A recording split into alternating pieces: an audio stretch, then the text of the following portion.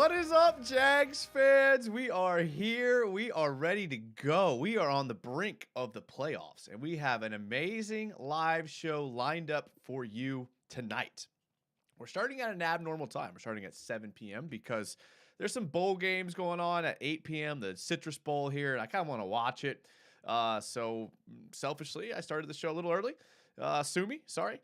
If you have not yet subscribed to the YouTube channel, make sure you subscribe so you get notifications when we go live, because in case you missed the tweet about the show starting early, you would have had no idea that we started early tonight. So make sure that you subscribe, hit the bell notification icon, and while you're already just clicking around, hit the thumbs up button and get the likes going for this video. Also, if you caught this video after the fact, every show goes up on VOD on the YouTube channel, and also every show goes up on Spotify on podcast Jaguars United. So if you want to listen to it, you can listen to the show from the comfort of wherever you listen to podcasts. This is a fan show. If you're new here for the first time, if you're getting caught up in the sensationalism of Jaguars, this is a live show for fans. So basically, I let fans talk. I try to just facilitate the conversation. I also break down film. I'm a former coach, and I break down film and in offense, defense, all that stuff. So film junkies around here and just Jags fans, it's a great time. So since we are a fan show, I like to start with the comments right off the rip. So although this show, we are going to be looking at film from basically what the Jags need to do to win against the Texans. I feel like we all think we're going to win. The bigger question is, do we sit and start certain people? So that's what we're going to get into today. And just go ahead and get in the comments, because that's where we're going to kick it off. Should the Jags sit anybody? I know it's a loaded question. Like, the question, should the Jags sit the starters, isn't fair, because some people might be more worthy of sitting than others, right? People who have been injured. We're looking at we at the bottom of the scroll, you can see the guys that are questionable for the game. So questionable going into the week. We'll see what happens. So let me know in the comments what you think, if they should sit or start. We have a very special first commenter, channel member here, Patrick Jackson. Patrick Jackson is across the pond. He's one of our across the pond fans. And if you have not checked out his podcast, it is called the Long Snapper Pod. And here's why you want to check out Patrick Jackson's podcast. Because on last episode, guess who was a special guest on that episode? It was yours truly. I went head-to-head with Patrick on Jaguars trivia, and you can guess it, I beat him. Sorry, Patrick, I won't rub it in too much, but I will rub it in right now. So maybe next time, Patrick, you can be a little more schooled up on your Jaguars trivia. Nick Ludwig's in the chat, AKYT, DTWD, who hits me up on Twitter all the time. Boom. Hit me up on Twitter, Jaguars_United. I love talking on Twitter because I can't do this all day, but I can be on Twitter all day. So hit me up on Twitter, Instagram. I'm trying to be better. I'm working on it. Austin Boston says, stay healthy.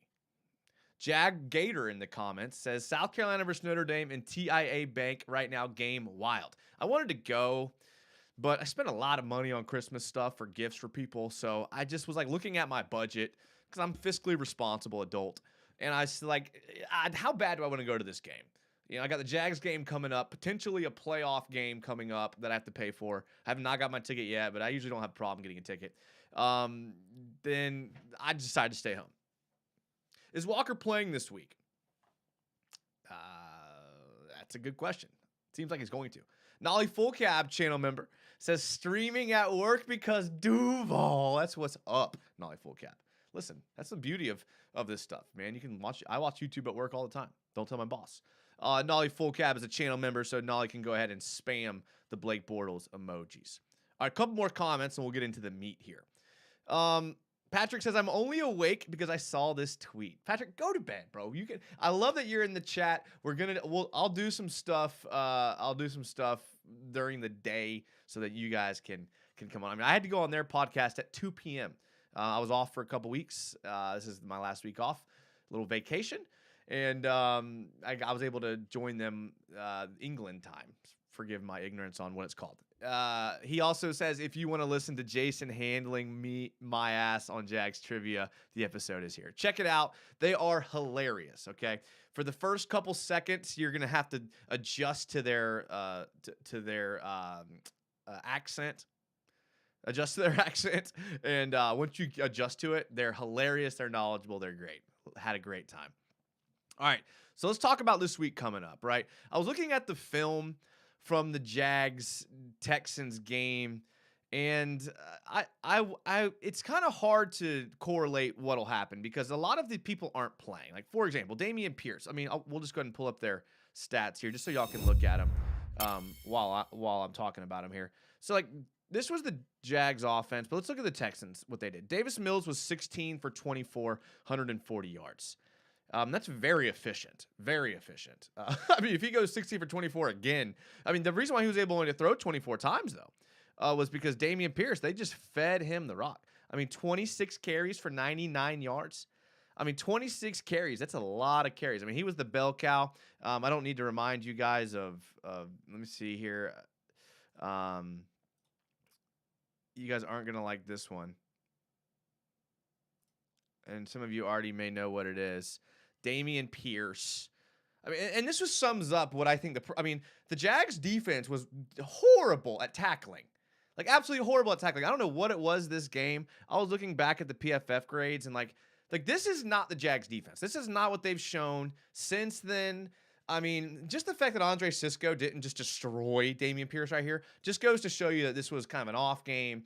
Whatever the situation may be, I mean, they're just not a great run. And that's not, you know, the very next play, he does this.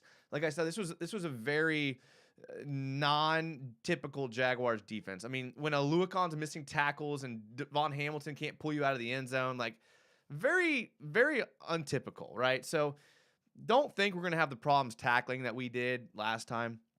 Look at the receiving game. Nico Collins, I think he's hurt. Is he out? I think he's out.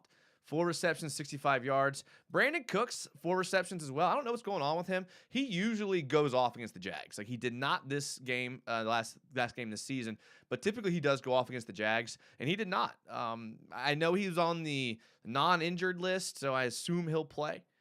But very interesting game to look at. If you look at the Jaguars stats from the last time they played, Trevor Lawrence, 25 for 47, 2 interceptions. He really struggled. I saw an article on Jaguars Reddit about him struggling with the cover 2. I don't think he struggled with the cover 2 at all. I just think he was just missing his throws.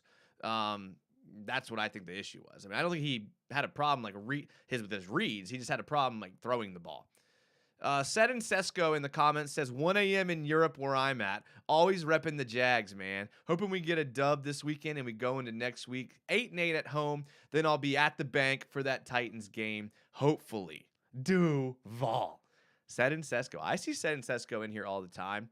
And I had no idea that he was in Europe, like grinding out the wee hours watching the YouTube channel. Sedin, thank you. Sedin Sesko is here all the time.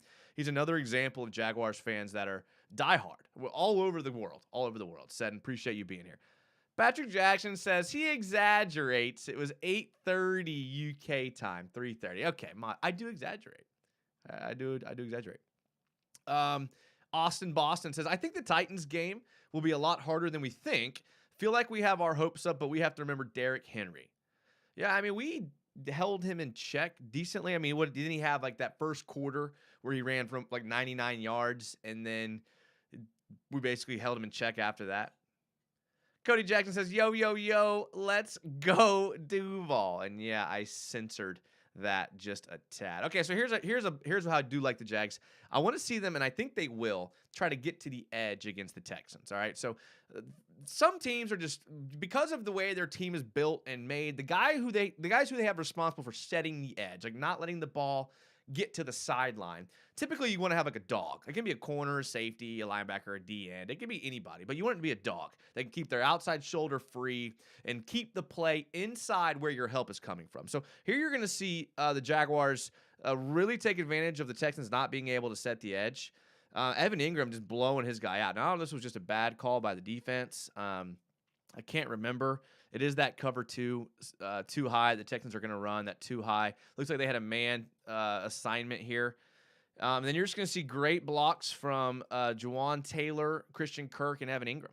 And they've been great at blocking all year. So I like getting to the edge of these little jet sweep plays, end arounds, whatever you want to call them. I want to see I know Doug Peterson will do these plays a lot because I don't think he trusts this Texans defense. to set the edge. And don't get me wrong, I like the Texans defense. I like a lot of the players that they have. I love Lovie Smith. Like, if you were to tell me right now, Lovie Smith, do you want to take him as your defensive coordinator? I probably would take him. And I love Mike Caldwell. I'm a huge fan of Lovie Smith. Here are the PFF grades from the season. I think the season. No, I'm sorry, from last week when they beat the Titans. This was the PFF grades of the Houston's defense. And so their highest rated guy who played almost every snap, Okoronkwo, okay? And this is a guy, it's hard to say his name, Ogbonnia Okoronkwo, and I apologize for not saying his name right. 2 sacks against the Titans. Now, I know Malik Willis and whatever. But a 90 pass rush grade, a 74 tackling grade. Wasn't great against the run, but only went against the run 14 times, less than half the snaps. So, 5 hurries on top of the 2 sacks. So, Okoronkwo is a guy that I like. Jalen Petrie, very, very good player. Rookie. They hit on him. They hit on him big time. 61 snaps, that's all of them. And really good safety. You hate when an in division team hits in the draft and they hit on Petrie. You look down here, Jonathan Grenard, good player, didn't grade too high. Christian Kirksey, another guy who's a veteran. But they got some people. So they're definitely not going to walk into this game like limping in, trying to lose. There's a common thought that teams tank and front offices tank, but players don't. These players are playing for their future. They're playing. You think Davis Mills is trying to tank for a quarterback? Think about that for a second before you say the team's tanking. You think Davis Mills is tanking for a quarterback? Absolutely not. That means putting play on film, tape, putting it out there. He's fighting for a job next year, and he may get a chance to be a backup somewhere. I'm going to get to some of these comments here. Again, this is a fan show, so get into the comments. Tell me what you're expecting this week, who you think will start, who you think will sit. Will everyone start? Will Doug Peterson just say, from his press conference, what he said in the interview, it made it seem like he was going to play everybody that could. Set and Sesko says, I'm from Jags, just out here on vacay. Okay, okay. Bosnian vacay. I like it. Let's see here. Patrick Jackson. Texans D was very aggressive in the last 2 games, but that means they are prone to bite on play fakes and overcommit to their first read on the play. I like that. And you saw where Trevor had people open. For example, I look at this one here. This was a miss from the Texans game. Trevor had an open receiver. Maybe he wasn't open, but he tries to force this throw and just doesn't make a great throw. And again, this is Trevor. This is not usual Trevor. This was Trevor too. We don't see this out of him anymore. Him missing Zay Jones in the middle of the field. That's not necessarily what we see anymore. Even in the games where he had misses, he had throws like this against the Texans, or this is going to work. Again, getting to the edge. Look at this. No one set the edge. No one was responsible. They had one guy, and they just did not account for the running back out of the backfield. Big gain. Get to the edge. I'm just trying. I'll just go through. I'll go through some of these from the Texans game while they're up. I like this. The rollout. You guys know me. I love Trevor's rollout to the left. What a freaking throw right there. Look at that again. Trevor, I saw a power ranking where he was 5th for quarterbacks. He's going to be he legit. I'm not kidding you guys. I say this every show. He could be the best quarterback in the league. Number one. Better than Patrick Mahomes. Better than Josh Allen. He could be that. Because these things are cyclical, man. And Mahomes has been up top for a while, and Allen's can't quite get the big game. Maybe this year, but here's one where he misses a throw. Or wait, I already showed this one. That was Christian Kirk, by the way. This was the bad play from this game, and I'll just show it just because you guys know what's coming. This was Trevor just making a mistake. It happens. I think is that Stingley Jr. Stingley's not even playing, so we don't have to worry about that. Just unlucky. Unlucky. Not going to harp on that. Davis Mills is a bum. Malik is a bum, says DTWD. Josh Dobbs was let down by his receivers last night. That's true. That's true. All right, so let's look at who we're going to start. Let's talk about the starting sitting situation for a second. This is a topic that's come up a lot, and it seems to have been just like ixnayed by Doug Peterson with his comments about they're going to play. And we look at the list of people that are injured: Trevor Lawrence, Travon Walker, big-time players, right? It's coming up on the screen now. Andrew Wingard, Travon Walker, the long snapper. Like, that's something I didn't think about. Who's the backup long snapper?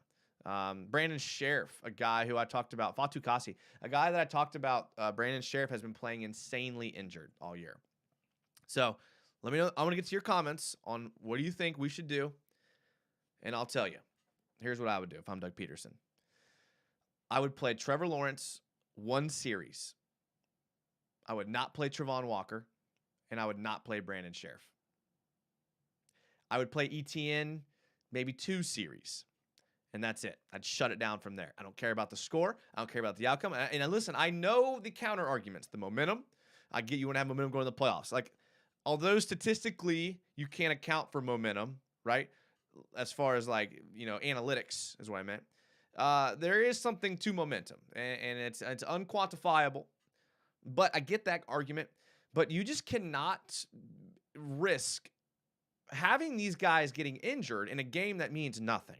Okay, and so and if you're one of those like old school hard nosed conservative, like it's football, want to play them in football. Like, think about this though. That is true. Like, you do want like your football players to be like beasts. But like, what's the harm in giving them another bye week? That's essentially what it would be. It would be an extra bye week. A lot of these guys, Brandon Sheriff needs a freaking bye week. Like, he does. My man, every time he's on the ground, is like taking a knee, taking a couple moments to gather his breath, and then getting up and getting back to the huddle. Like, I don't want to see my man struggling out there on the field. I mean, I know he's got some sort of abdomen issue, which is not typically a good thing when it's a lingering abdomen issue, because those things typically require surgery if it's something serious, like a hernia or something like that. If it's just like a strain, then let him heal it up. Like, I don't know, like let him do it and sit Sheriff. Travon Walker is playing off of pure athleticism anyways. Like, I'm not considering Travon Walker going out there and being like, okay, let me just like go to my a toolbox of moves that I've developed over the years. And nothing against Travon Walker, because he's a freak, but he's not necessarily a guy that like we want to have out there no matter what, even if he's injured. I want Travon Walker playing as healthy as possible against the Titans. So sit him. ETN. I don't think ETN's he's injured. I don't think he's as injured as those other two guys I mentioned, Sheriff and Walker. But he's too valuable to get injured on a game that doesn't matter statistically. There's no depth behind him. If we rolled into the game with Snoop Connor and JaMychal Hasty, I would be as big of a fan as ever and still root, but in the back of my mind, I'd be like, crap. Like, look what we were doing when he was injured. We were going around picking up bums. Who was the dude we picked up from the Rams when they cut him? Darrell Henderson. I don't want to be in that position in the playoffs, where I'm depending on Snoop Connor and JaMychal Hasty. Love the guys to death. So I don't know. I mean, we're sitting here, sit him. Now, Trevor Lawrence is the big question, because he's been inconsistent, and the key of a number one greatest quarterback is consistency. So do you want to see some out of him? I still say give him one drive, one successful drive. Go down the field, score points. Go down the field. If it's a field goal, touchdown, I don't care. And get him out. Because the man does not slide. He does not slide. Do you think he's just going to start sliding this game? Like, oh, I'm going to start sliding this. No, he's an athlete. He's going to fight. He fights for yards. He's known for that. He's always been known for that. He's tough. He can absorb hits. I think you take him out. He's going to, he's fearless. I mean, I say it every week. He's fearless. Get him a series, give him a bye week. Let me know what y'all think. I'm going to get to some of your comments here. That's my rant.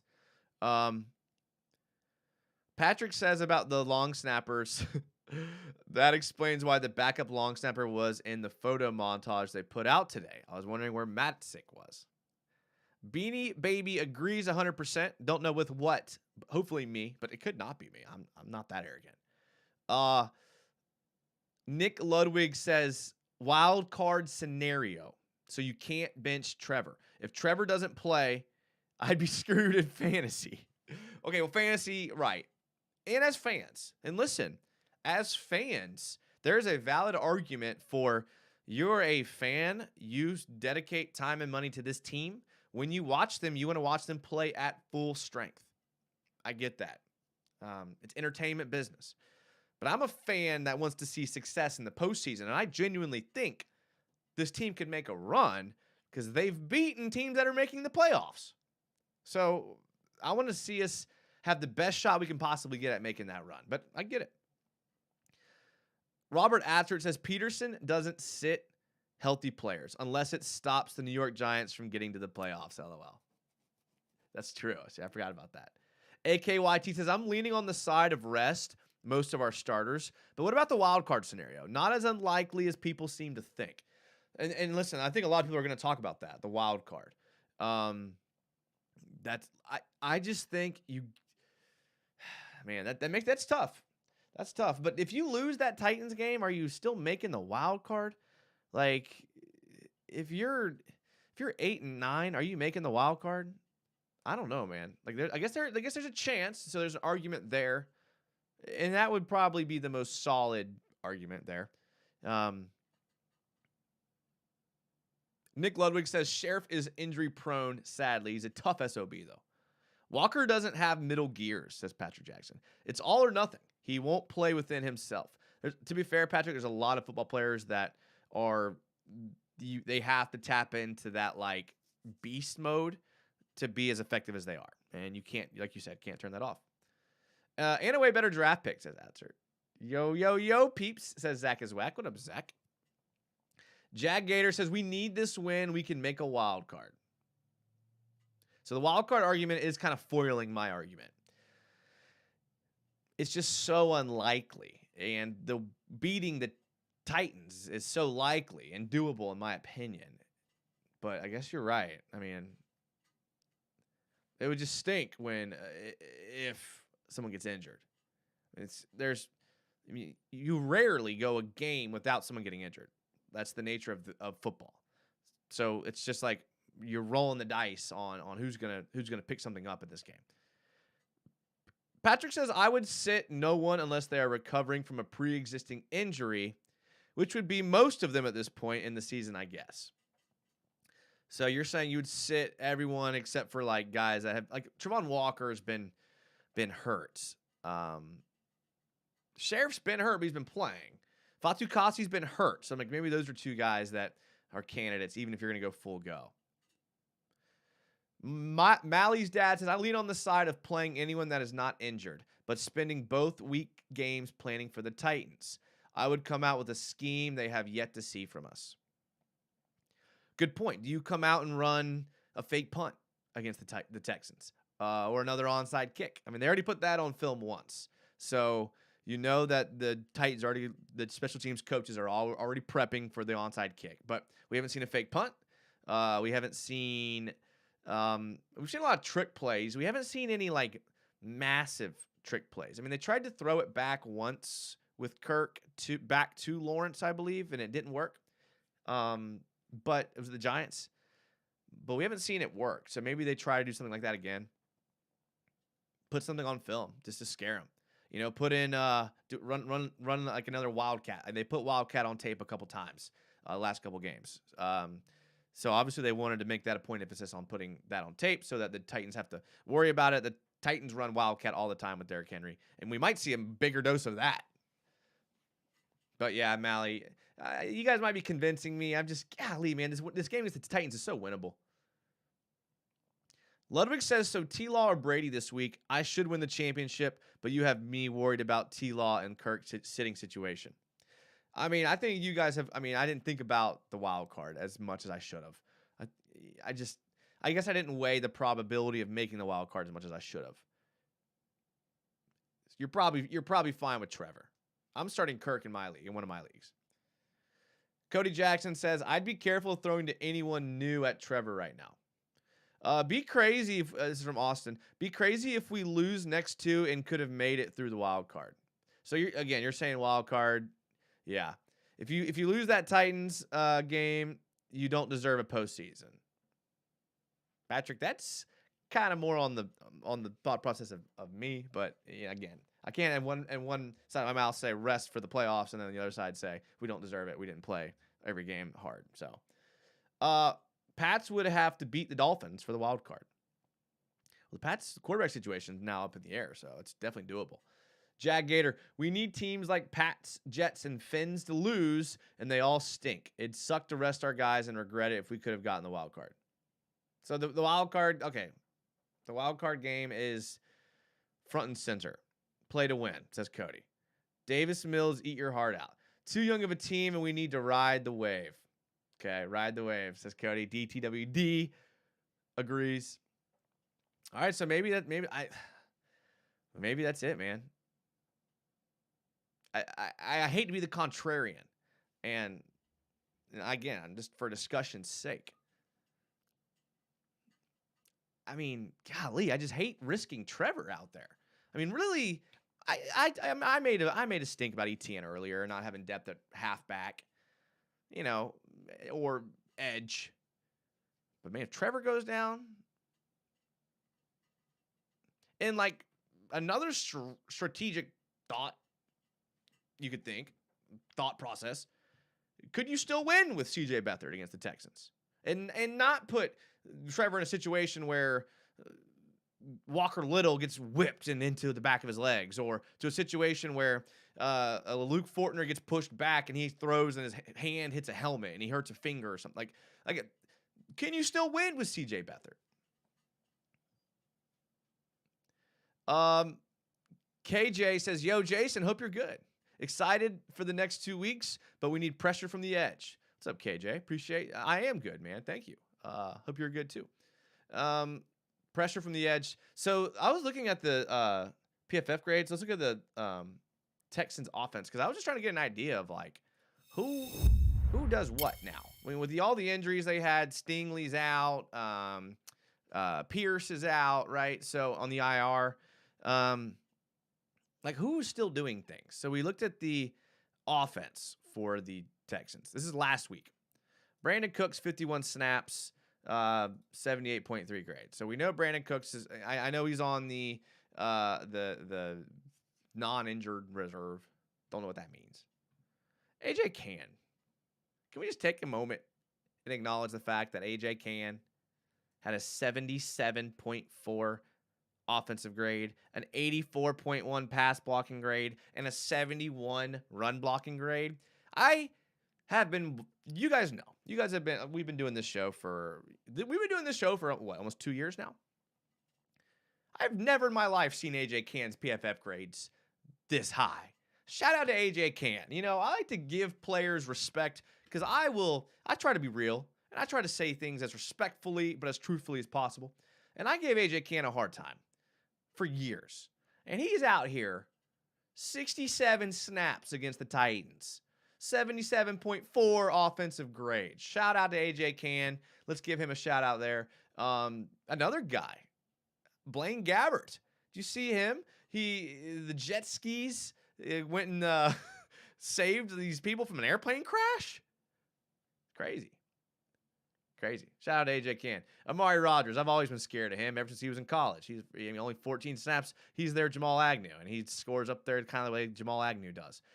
The revenge game, as Patrick Jackson said in the comments earlier, of Dare Ogunbowale, Jaguars' former practice squad reserve running back. 81 pass blocking grade. Good for him. So on those 4 snaps, he played really, really well. Titus Howard, a guy they drafted pretty high, 68.8. He's at guard now. That's interesting. Jordan Atkins, he actually is a good little player here. I have a play from Jordan Atkins. I don't know if I'm going to be able to find it quickly. Let's see what we can do here, though, boys. It was a post wheel, and you guys know I'm a sucker Oh man, I pulled it right up. Man, I had a 1 in 5 chance to do that. 20%? Is that 20% chance? For you statisticians out there. All right, so post wheel. You guys know me, man. I would abuse the post wheel if I was a coach.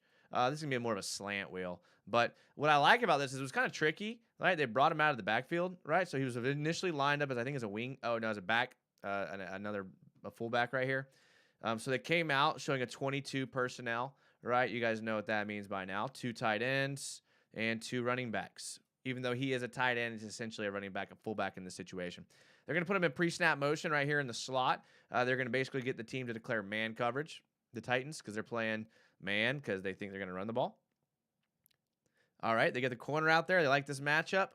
Like the matchup, but again, the post wheel is insanely hard to cover in man coverage. When you see this guy lined up pre-snap like this, you know that he's in man. This was probably a call from the headset saying hit the post wheel. And Jordan Atkins, baby. Don't sleep on him. Don't sleep on that post wheel. You know the Jags have had problems with that post wheel now. Sharndor's 42 member. Channel member, Sharn. And we around here, we call him Sharny around here. So glad you're here, Sharny. He says, oh, hell yeah. Send it, boys. So maybe Sharny's happy about the 7 p.m. start time. Hey, maybe you guys, maybe I should oscillate between 7 and 9 p.m. 7 p.m. Friday shows if you guys like the earlier shows on Friday. I don't know. I do shows all week, so. Got to watch the tight ends, Brevin Jordan, who we could have had instead of Farrell, and Jordan Atkins are tough. Yeah, I mean, Luke Farrell, he's going to be our only tight end on the roster unless we can re-sign Evan Ingram. All right, let's go back to these offensive grades. Just because we can learn a little bit here.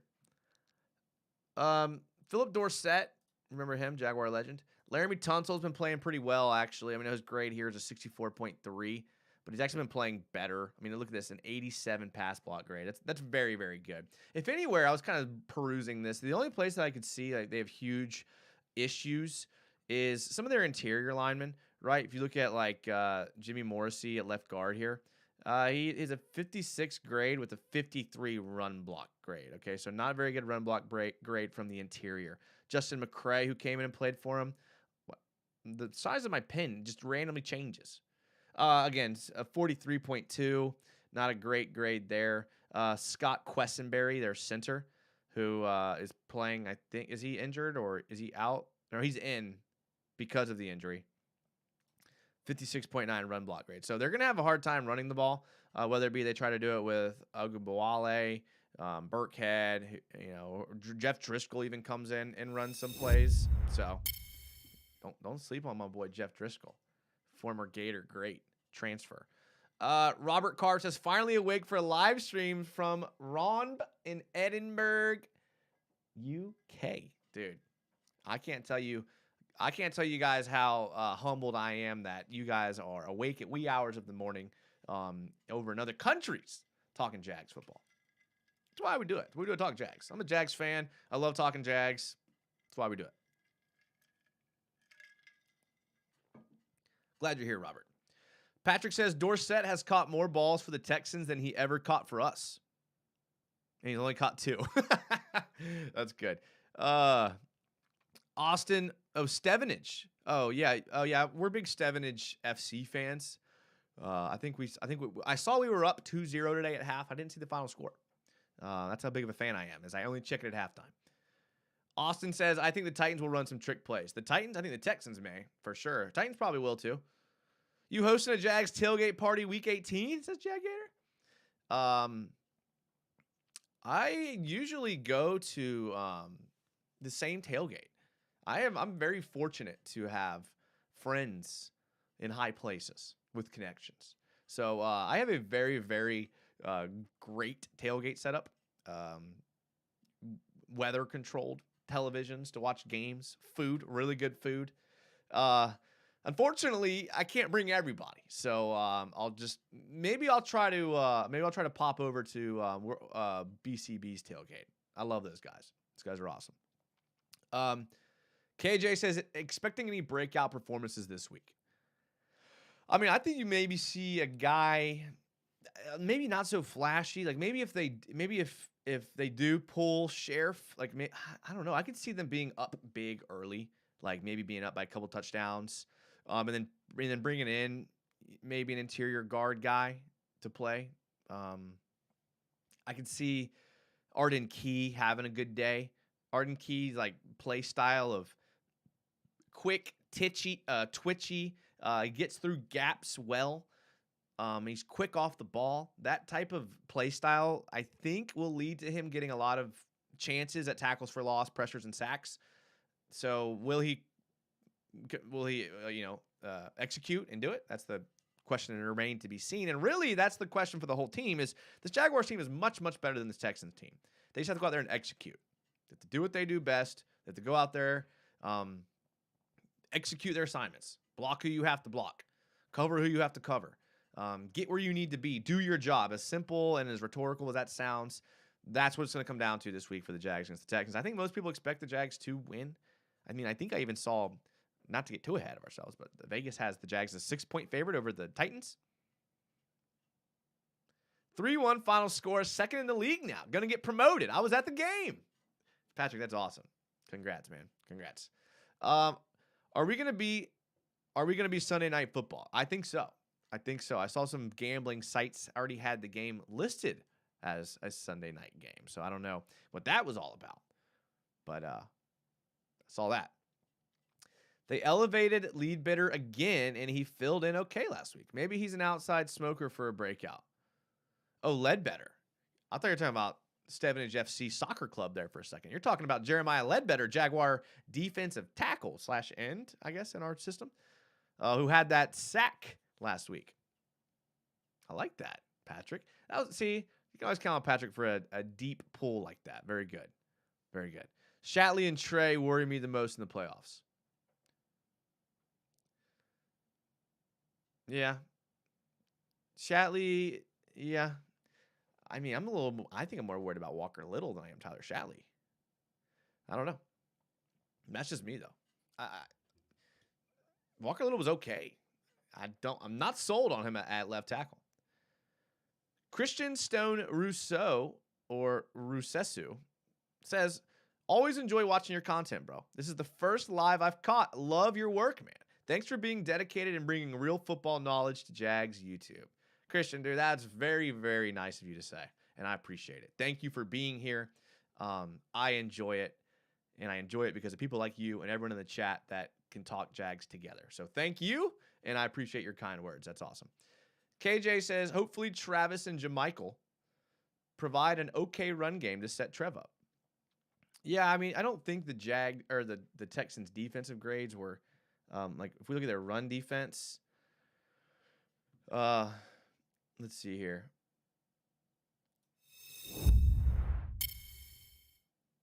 '84 for Jake Hansen, weak side linebacker.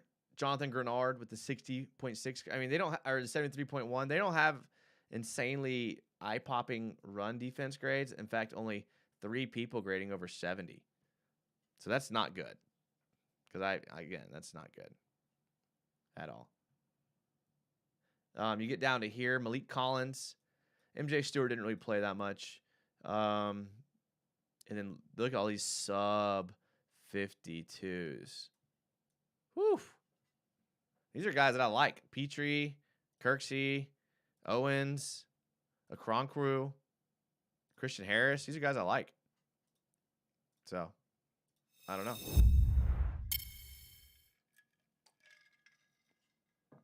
We have a $5 super chat from Mally's dad. Mally's dad, man, I appreciate it. Peep the hair flip. Here's the hair flip right. Woo! There's the hair flip right there. Wow. Awesome. Thank you. Yeah. Thank you for the $5, Mally. I hope it was worth it for the hair flip. I'd flip my hair too for you guys if you want. Not quite Trevor's length.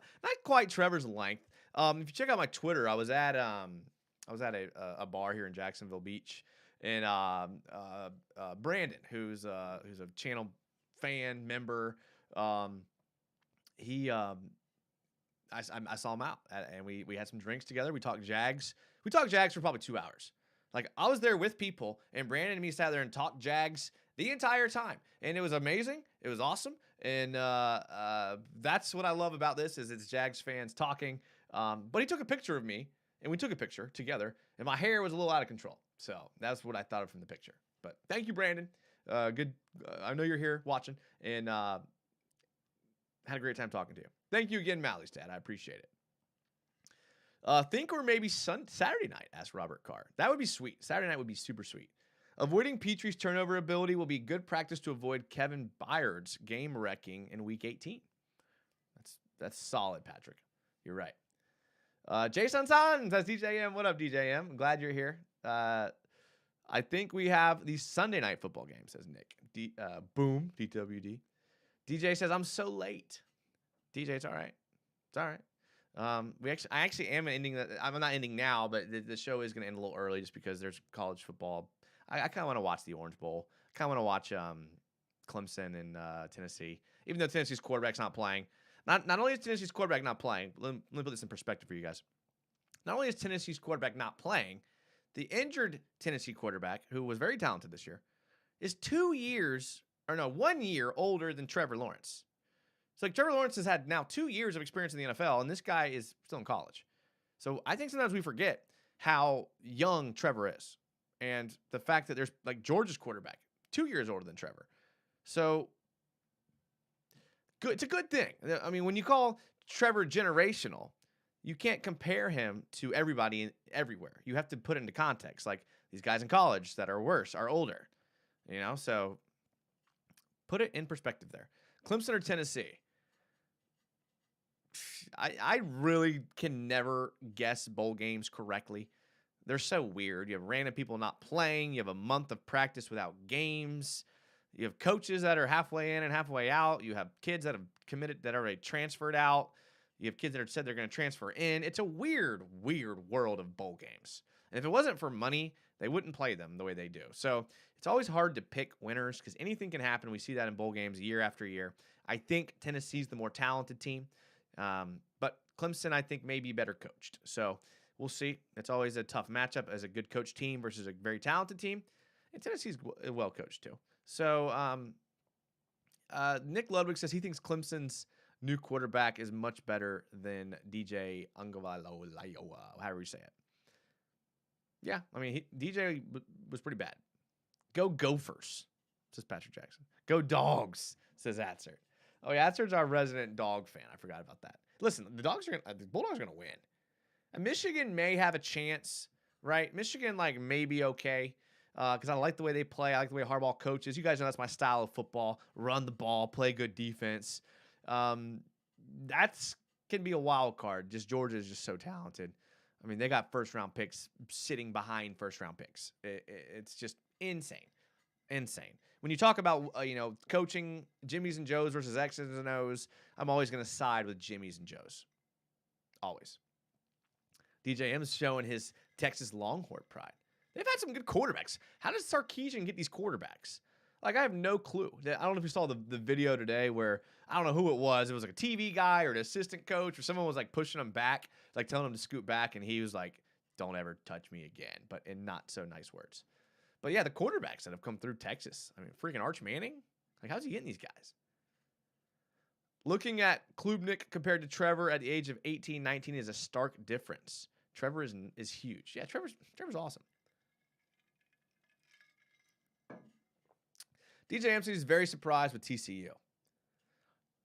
We'll see. I mean, I liked the old Gary Patterson TCU when I studied defensive, defensive court. I was a coach. I studied the 3-3-5 a lot. I was a big 3-3-5 guy. I still think that's what the NFL has become.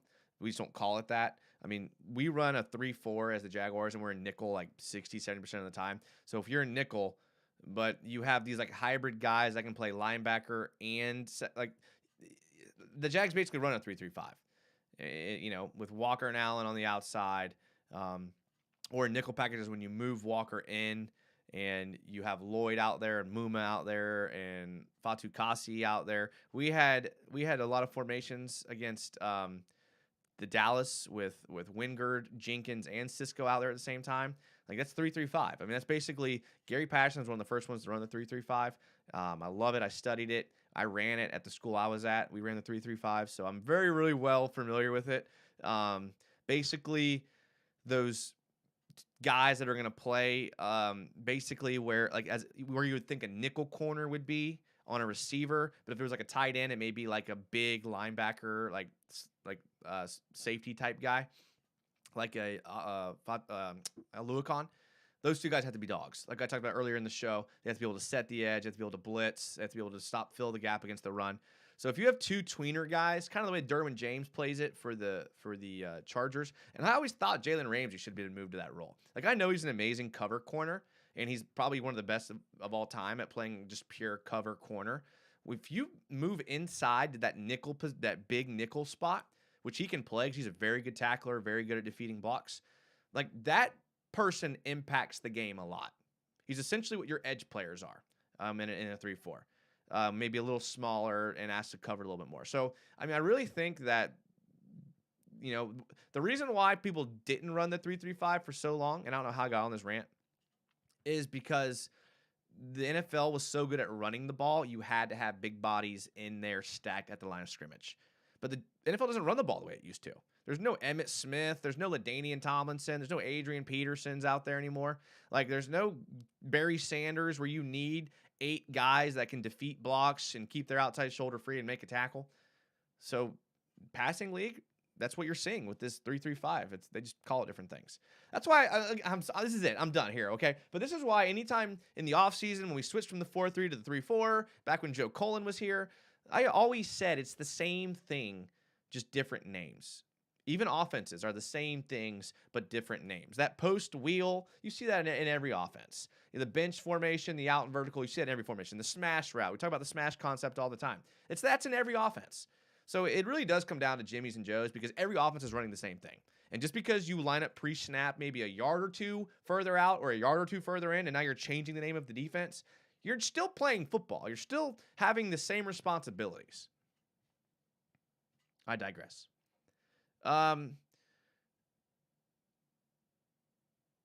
Everyone said Tennessee and LSU would stomp us this year. Well, people like people like to see the defending champions lose. I mean, how people root against the Patriots and the Bucks just because of Tom Brady? Is Brian Brees playing for Tennessee? Is playing tonight for Clemson? Is Brian Brees? I have no clue, Rico. When I was younger, I used to have time to be able to keep up with football and pro and college. I don't have time anymore. I mean, I followed recruiting hard. Y'all think Trevor watches the game tonight? Yes. With that injured toe. He better be sitting up with his toe propped up, wrapped with ice, cold press, Morton salt, electrotherapy, icy hot, biofreeze, whatever biohack thing we can think of. Give it to Trevor's toe. I think the state that has the most starting quarterbacks in the NFL is Texas. So true. All right, well, listen, I told you it'd be a little bit shorter show tonight. We only went 51 minutes tonight because I want to let you guys get on to watch some college football here. Appreciate you guys spending the hour with me on the show. Thank you to all the Jags fans that were here. You guys are awesome. Big shout out to Patrick Jackson, who moderated the chat and who is a fan of the show and a fan of the Jags, and we reciprocate by being a fan of his shows and his teams as well. That's what we do. We stick together. Big shout out to Mally's dad, who donated $5 just to see the Trevor Lawrence hair flip. Listen, I might be able to show it again here. I don't know. Let's see. No, okay, sorry. Everyone else, Sharney, channel member that was in the chat. Shout out to Sharney. Appreciate that. I know we had Nolly Full Cab in the chat, channel member. All the usual suspects that were here. Shout out to you guys. Robert Adsert. Thank you, guys. Hey, I will see you guys definitely Tuesday, if not before, then after our win. Usually when we win, I do a Monday night show, so be looking for a Monday night show as well. All right, listen, guys, have a great weekend. Have a happy New Year. Thank you from the bottom of my heart for all the support in 2022 that you guys showed. Go Jags, Duval till we die. Let's get it in 2023. Let's do even better, and I'll